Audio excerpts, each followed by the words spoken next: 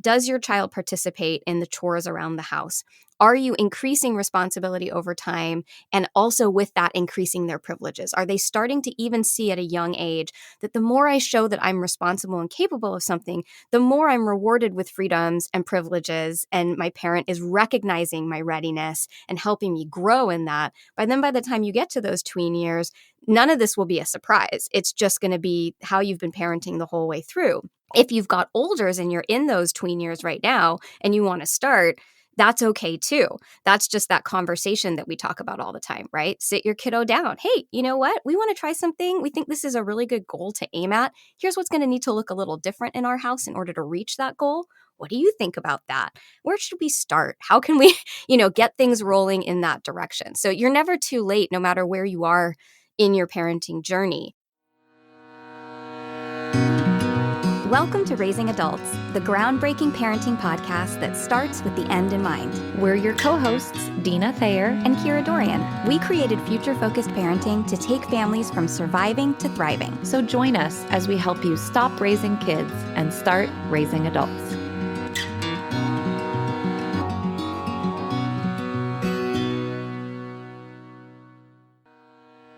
Are you a working mom in the Seattle area? Are you feeling overwhelmed and overloaded? As working moms, we want it all. Career, home, family, friends, health, a nap. But actually having it all is a lot of work, more than any one person can handle on their own. That's why we're so excited about this brand new service founded by a working mom with 4 kids that's going to help moms conquer their never-ending to-do list so they can regain some joy and balance in their lives. How can it help? There are quite a few ways this service can help moms. First, it can help own and manage your schedule, so your schedule doesn't own you. It can help with those pesky home maintenance to-dos that you keep putting off, stuff like researching local pros, compiling quotes, and comparing products. It can also help with keeping up with kids' needs as they grow, stuff like making sure they have clothes that fit, toys they love, and books they can't put down. It can help you put the focus on yourself, at least some of the time, finally making those self-care to-dos a priority and find a little more balance in the busyness. Even help with planning the fun stuff so it becomes less of a chore and more fun. Stuff like birthday parties, date nights, and weekend activities for the family.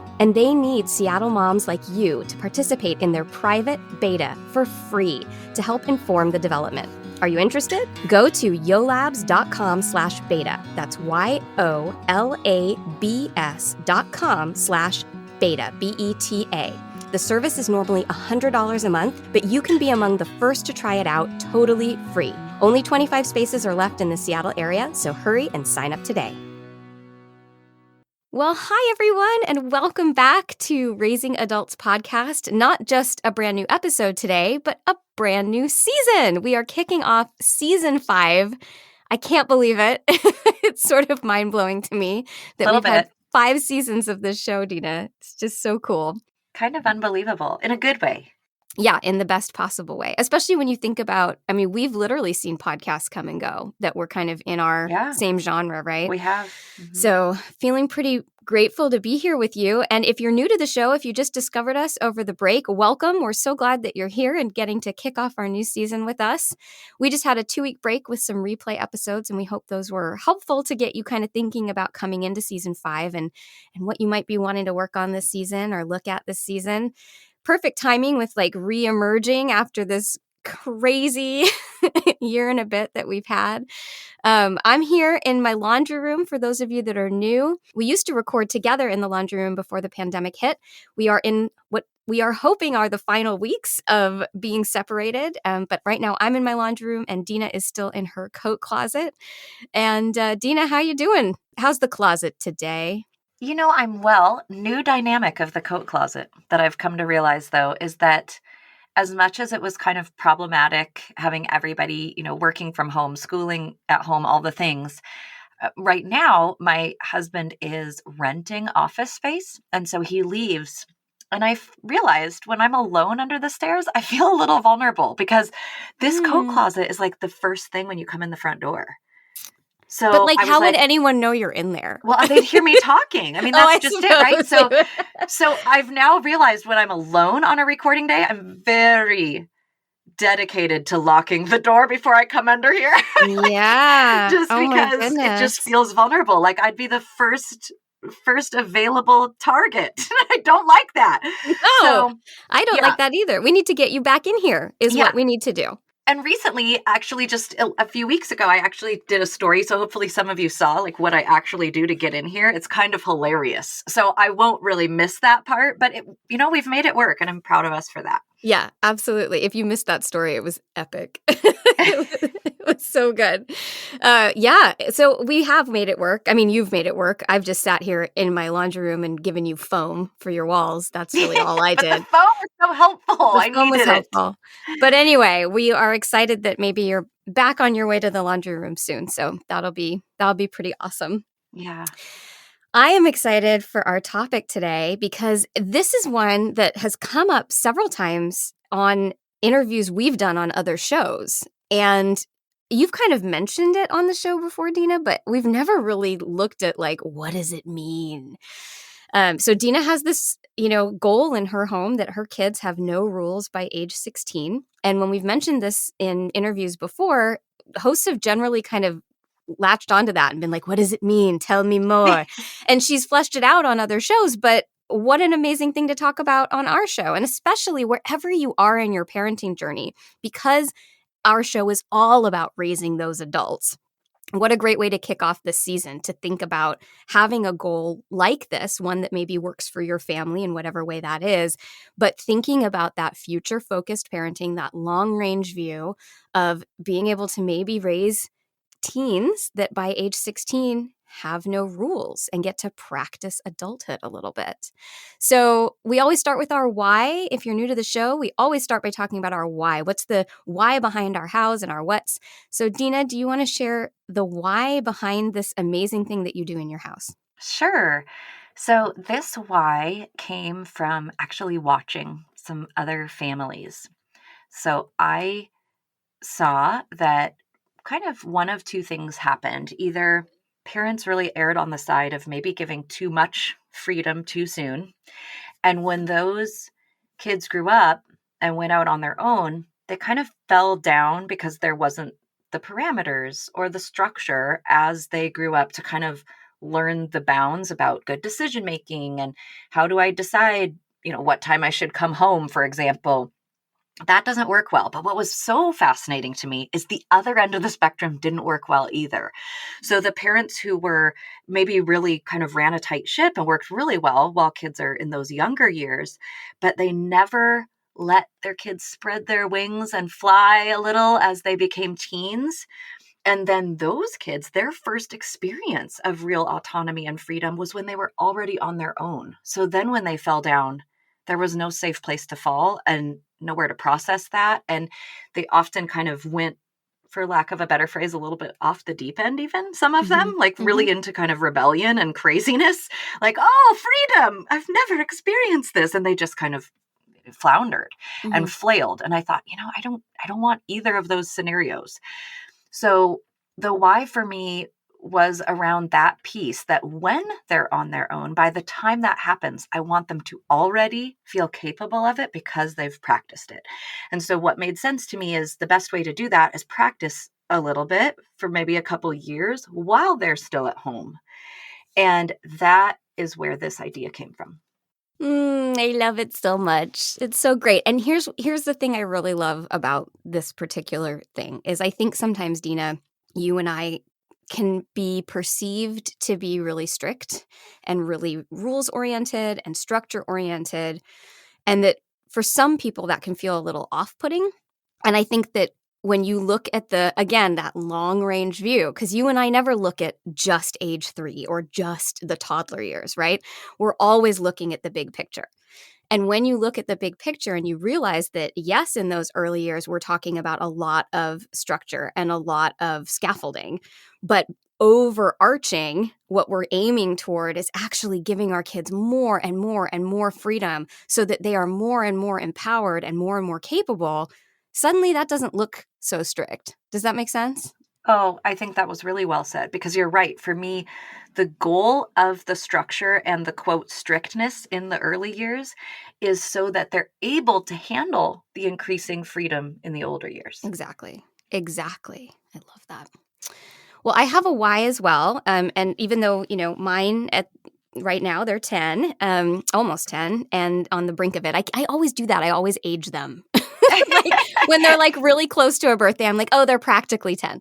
They are 9 right now, but we are still a ways from 16. But they know that that's the goal and that that's coming for them. And really, my why matches yours exactly. And I may or may not talk about this later because I'm going to let you mostly talk today. But I also was kind of parented this way. I don't think my parents had the sort of exact framework in mind, but certainly by age 16, there were no rules in my house. I was trusted implicitly. And as a result, I made some pretty good decisions on the whole.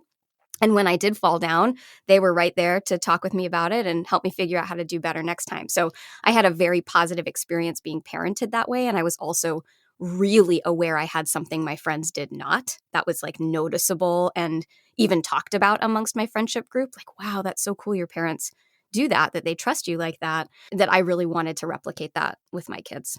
That's really special. I'm good. I will probably want to know about that because I think I'm pretty interested in the experience of that as the young person because I didn't have that.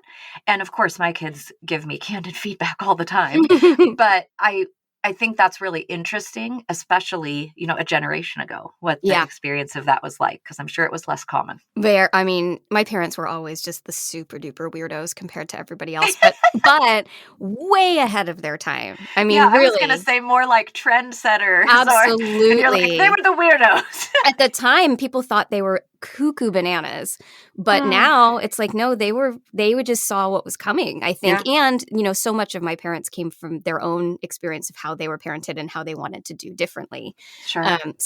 But anyway, let's talk about how did this look in your house? So give us some hows and some tools. If parents are interested in like, yeah, I want to make that the goal, where do they start? What does it look like over the years? Like, how did you roll this out? And how did you know when they were ready? Yeah, thank you for saying that because that's actually where I wanted to start. It's a small thing, but it's a logistical piece that's really important. And that is that the 16 isn't the point.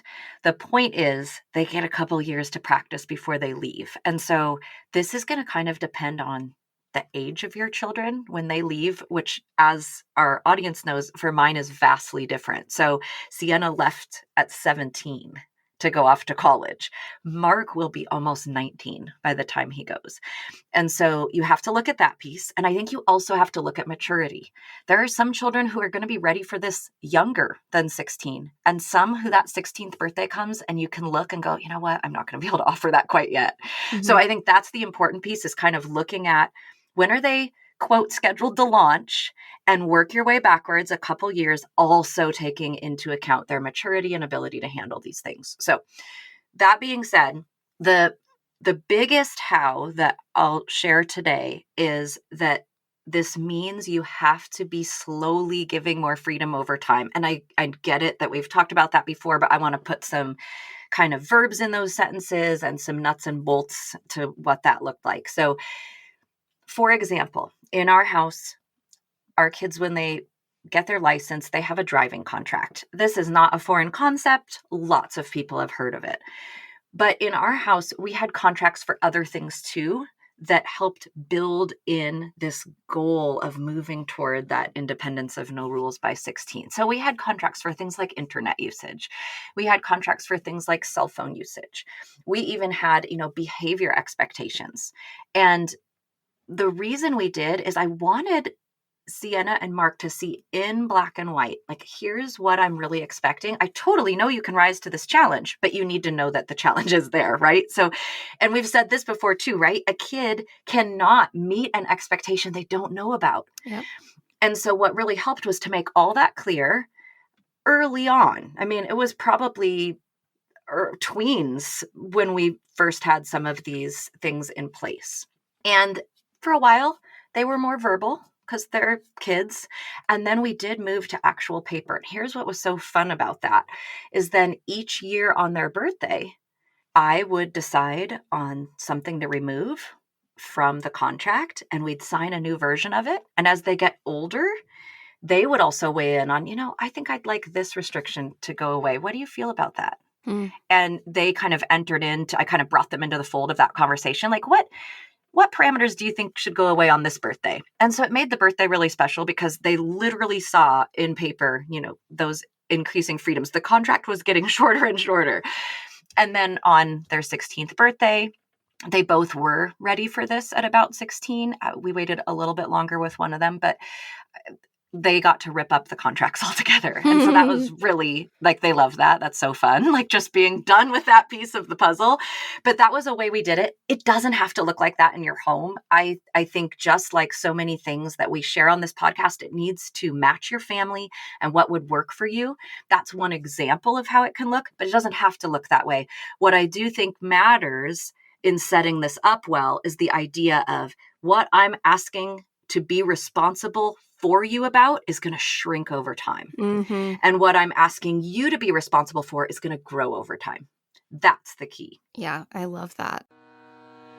Prisma, a totally new way to go to school. Do your kids look forward to going to school? Do they complain about being bored in class? Prisma is an online alternative to traditional school for 4th to 8th graders. Prisma knows that most of today's kids will end up working jobs that don't even exist yet. So they focus on developing 21st century skills like creativity, critical thinking, and collaboration, rather than having kids memorize facts and take standardized tests. Prisma offers a flexible curriculum that adapts to every child's interest and learning speed, which means your child learns what they're curious about, is never left behind, and gets the attention they deserve from Prisma's expert coaches. Prisma is an innovative online school for 4th to 8th graders that gives them the flexibility to be their best selves while developing the skills they need for a successful future. Admissions for fall 2021 are now live and filling fast. Go to joinprisma.com to schedule a call or learn more.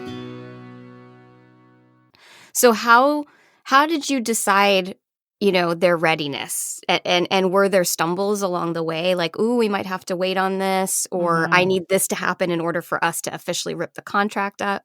Yeah, great question. So the first part, how do you assess readiness? So there's kind of 3 things I would look for anything from pouring their own juice to a curfew.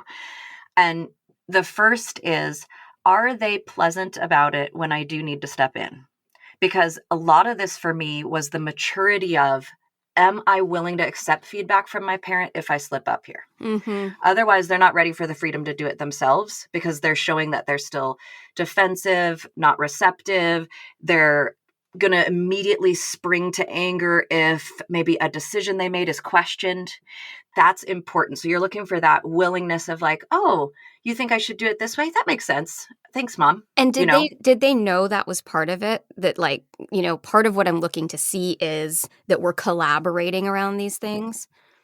Sometimes they knew that in advance, and other times I would say it on the back end. Like, you know what? I was waiting for that. That's exciting that happened today.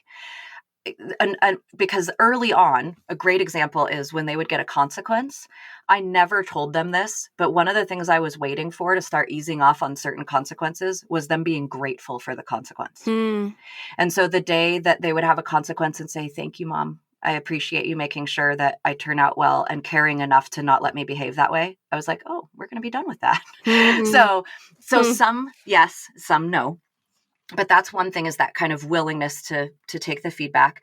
A second one is, are they actually capable of the skill? So if you take a more logistical one, like the pouring of the juice, for example, I'm watching, I'm helping them. I do it, we do it, you do it in our house. And I'm seeing, oh, they're really able to do that. And second is, and I'm not saying insolence or backtalk or spiciness, because again, go back to that first one with the character trait of willingness for intervention. But third is, am I getting a little pushback when I'm trying to do it for them or help? That they're clearly showing to me, just like a 3-year-old says, I do it myself. I do. Yeah, exactly. Like, am I seeing some like, hey, Mom, I've got this. Mm-hmm. So I want them to want the responsibility. I want them to be open to help when they maybe slip up on the responsibility, and I want them to be capable of handling it. Those are the 3 things I was gauging for readiness. And then to your other question, did we ever have slip ups where we had to maybe pull back? Yes. So in particular, this has come later, but there were some things earlier, like with technology. And I think some of that was us being 2 households, right? Like, maybe the other household was allowing something I wouldn't. And I would have to say, at our house, based on what I'm seeing, you're not quite ready to take your phone to bed with you. can you leave it downstairs at 9 p.m. or whatever. Mm-hmm. Other times it was when they're a little older and kind of practicing flexing these muscles of like, I decide when I come home or whatever.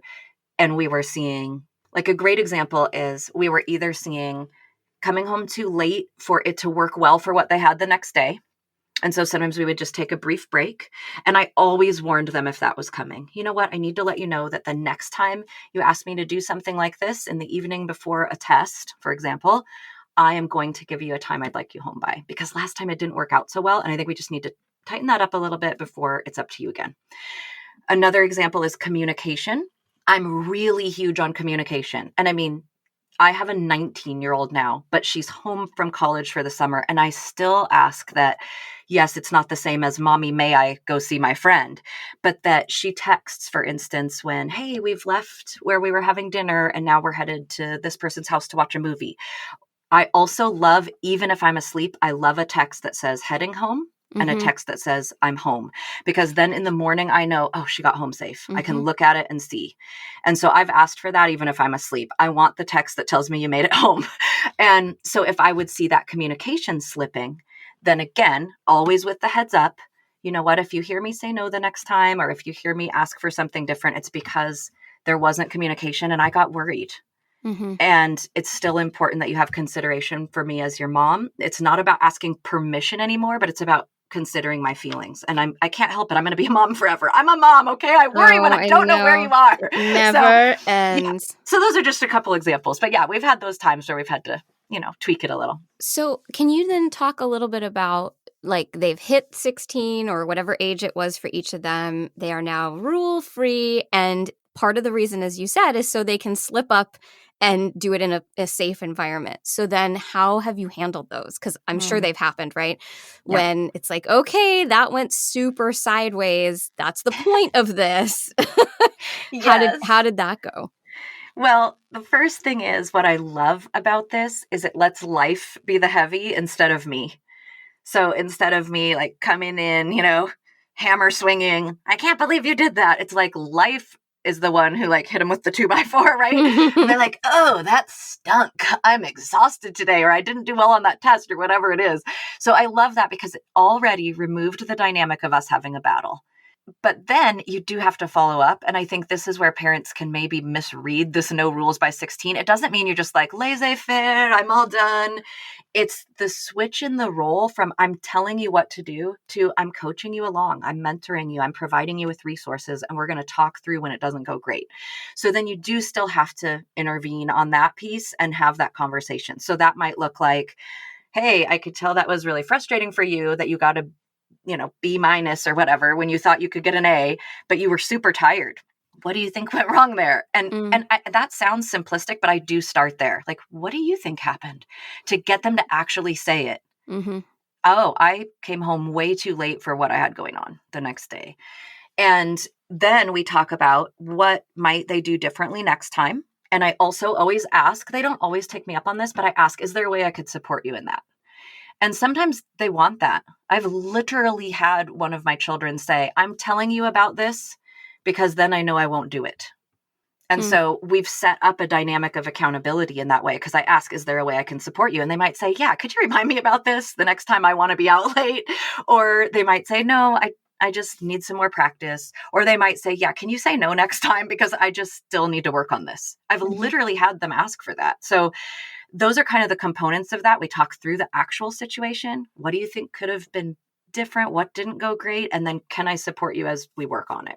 I love that, because I think, and you touched on this at the top, but so many kids, they go to college or whatever's happening after high school, and it's just a free-for-all, right? And it's because they've never had any freedom before.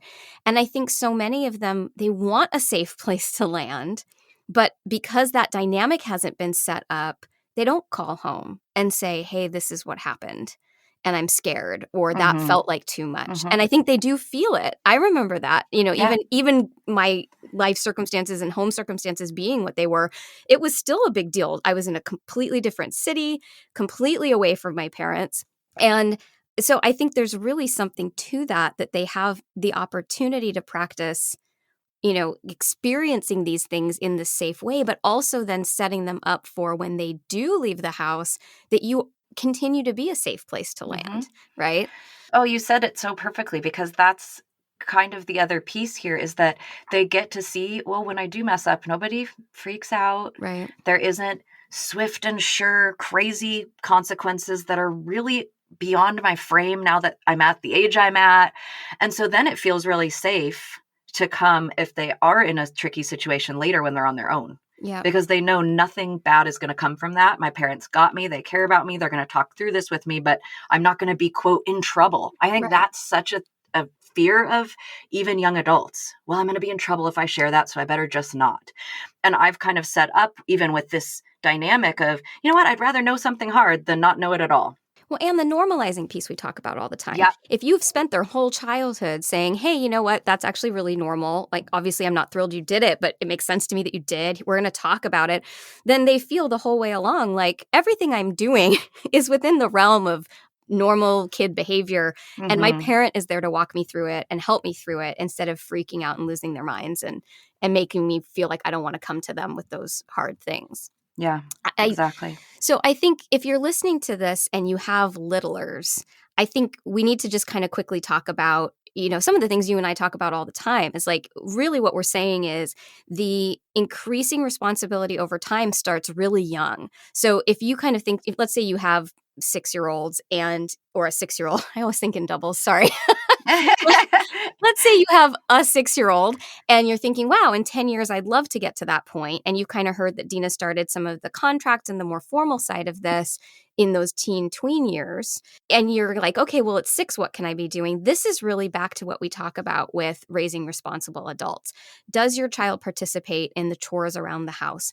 Are you increasing responsibility over time and also with that increasing their privileges? Are they starting to even see at a young age that the more I show that I'm responsible and capable of something, the more I'm rewarded with freedoms and privileges, and my parent is recognizing my readiness and helping me grow in that? By the time you get to those tween years, none of this will be a surprise. It's just going to be how you've been parenting the whole way through. If you've got olders and you're in those tween years right now and you want to start, that's okay too. That's just that conversation that we talk about all the time, right? Sit your kiddo down. Hey, you know what? We want to try something. We think this is a really good goal to aim at. Here's what's going to need to look a little different in our house in order to reach that goal. What do you think about that? Where should we start? How can we, get things rolling in that direction? So you're never too late, no matter where you are in your parenting journey. But thinking of that, I hate to harp on it, but the future-focused mentality of what am I aiming at? If I'm aiming at no rules by 16, well, what do I have to be doing right now to be able to hit that goal? Thank you for saying that. And then I think I want to just piggyback on that. And I think we should hear kind of about what this was like for you, because parents, if you're considering this, I think it's important to hear the impact on someone who's living with freedom at maybe a younger age than we might traditionally think in our culture, like, oh, you're on your own once you're really on your own. And we're kind of giving the opportunity to try out on your own while there's still this safe place to fall. But what I wanted to piggyback on that I think is so important that you just said, Kira, is that it can start with youngers. So what I would sometimes do is surprise my kids in a good way, or maybe sometimes just in a deer in the headlights way, I don't know, but is I would notice something where they met all the criteria of readiness, but maybe they hadn't realized it. And then they would come to me for help, whether it's they're in a sibling squabble or they're trying to figure out the laundry or whatever. And I would unexpectedly say, I think you have everything you need to be able to handle that. Mm-hmm. Why don't you take care of it? Let me know if you need anything. I'm here, but I think you've got what you need. And so even before we did contracts or any of this more formal look to it, there was purposeful handing off to give them the chance. They've got to try things and have the freedom to try things and succeed at them and feel capable. And so handing off those opportunities, and you can do that at 6 or even at 4 with little things like, oh, I think you're ready to do that. Let me know if you need help. It's just, and sometimes their eyes would get wide with joy. Other times it was wide with like, what? But that's important. Yeah, I see that with mine too. Yeah. So, I mean, I think I'm just glad you said that because it can start sooner, but it Mhm. leads to this later, right? So, okay, now tell our audience, I'm going to shut up No, and great. just maybe share a little bit about what it was like for you to live this way, probably at a time when most of your peers weren't. Were there hard things about it? What were the good things? Just tell us a little bit about that. Yeah, I mean, it was mostly really good. And like I said, I don't think my parents had like a plan per se. I think they just knew that they wanted to build a trusting relationship and they didn't want parents who hovered the way that particularly my mom's parents. I mean, oh my goodness, like firstborn girl in a rural town, she couldn't do anything. And so she just really didn't want that for me. And my dad, I don't know that his parents were particularly strict, but he didn't have, the happiest upbringing. And so he really wanted that to be different for me. I think the best parts of it were really I mean, we've talked about this before, especially on that Raising Responsible Adults episode, which you reminded me about today. But, I think I am a very fiercely independent person and someone who generally feels very capable of being in the world and getting my needs met and doing what needs to be done. And I think that was a huge part of it, was just from such a young age, the message was, I think you can handle this. I think you've got this. Like, I trust you. So that was really nice. And then also, I think, all my friends, sorry to any parent who's listening of my friends, but all of them snuck out. I never snuck out. I just didn't have to. Wherever I was going was okay. As long as I, like you said, as long as I let them know where I was going and when I was going to be home and I called if I was going to be late, it just didn't faze them. And they had always said to me, like, make a smart decision about your sleep. But I had no curfew. And then their other big rule, and I loved this, was if you are drunk or high, please call me. And that was like, and I never did. Why? Because I didn't want to have to make that call, but I knew I could. And that was so special, just to know that, like, it wasn't even, no one was going to freak out. This is a possibility that they had considered, and that they would rather I was safe and rather I would make that phone call than put myself in a dangerous situation. You can call me anytime, Kira, no matter what, and I will come and get you. So all of that was just really lovely. I think it bred a really special relationship between my parents and I, because I felt trusted and I was seeing how different that was. I felt more, especially as I got older, in a good way, on par with them, if that makes sense. Like, they were starting to really see me as the adult I was becoming. So I think I felt very seen and heard in that way. And then last but not least, the only hard part about it, and I still think this is a good thing, is that I was very aware that if I messed up, it would all go bye-bye. And not they expected me to fall down and make mistakes like we're talking about. But like, if I ever broke their trust, like, we are giving you a lot here, Kira. So if you ever lie to us, break our trust, put us in a position where now we can't believe that this freedom we're giving you is exactly what we think it is, that we can see what you're seeing and everybody's agreed on what's happening inside of it, that it all was going to go away. And so I never wanted to break that, because, here they were doing this amazing thing. I knew it was kind of weird compared to my friends. I knew that it meant they loved me and trusted me and believed in me. Like, what child would ever want to mess with that? Right? No. Yeah. But I also think it's powerful because they're essentially saying to you, and this is what we're saying by having a household where there's no rules by the middle teen years, is that you are given this opportunity to have the freedom to be responsible for your own life. But you know what? That means the responsibility is also yours, whether you get to keep this freedom. Yes, that's so well said. That was exactly. And no one ever said it. It was just this like undercurrent. Yeah, you don't need to say it. They It's didn't like need to say it. Yeah, you feel the weight of it, right? Yeah. Yeah. And there is weight to it. There's a lot of weight to being a responsible adult. I feel it still in my 40s, okay? Absolutely. So they should feel that. So I think it's a really, just conceptually, the idea of almost flipping on its head, because what we tend to see is like rules get stricter as kids get older, because like they're exposed to more, so we need more rules. And I think it's I disagree. I think we Yep. have to flip that on its head. And Yeah. from that young age, show like the more responsible you are, the more I can trust you, the more you're going to get and the more you're going to grow in that. And I'm going to watch you grow. And then we get to delight in watching them grow into these beautiful humans and feel safe as they launch into the world, that they're going to make the good decisions. You know, the massive ripple effect of a decision like this is just, I mean, it's huge.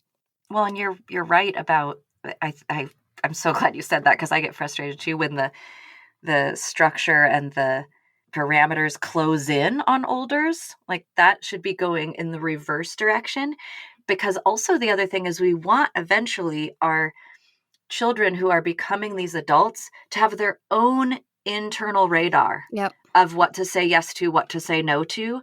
And I think sometimes our fear, parenting out of fear, leads to more rules, more rules. I'm scared of what they Yes. might be exposed to. But when you're working toward building that internal compass that says, oh, something doesn't feel right, I've been really pleasantly surprised at the way my kids actually limit their own intake of things that I was nervous about, Yep.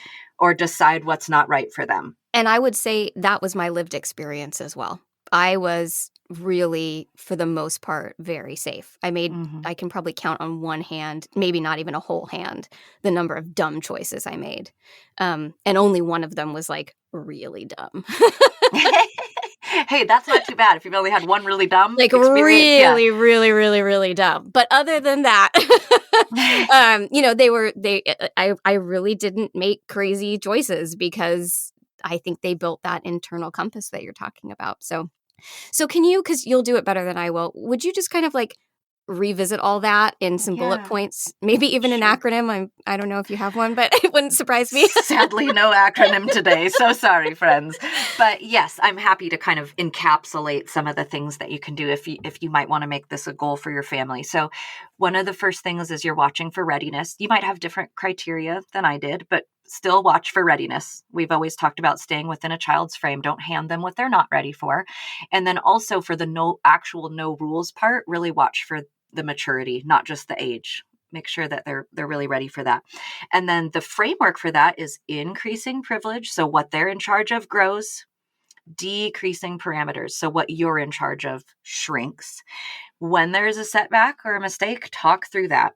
Remember, you're not abdicating your role as parent. It's just shifting to more of this coach mentor role. So definitely talk about those flubs when they happen. And it's a when, it's not an if. They're going to make a mistake, but talk through that and enter into that in terms of asking what happened, what could be better, what didn't go great, can I support you? How can I support you going forward? And then lastly, so glad you touched on this again, Kira. I may have forgotten it otherwise, is start offering opportunities early.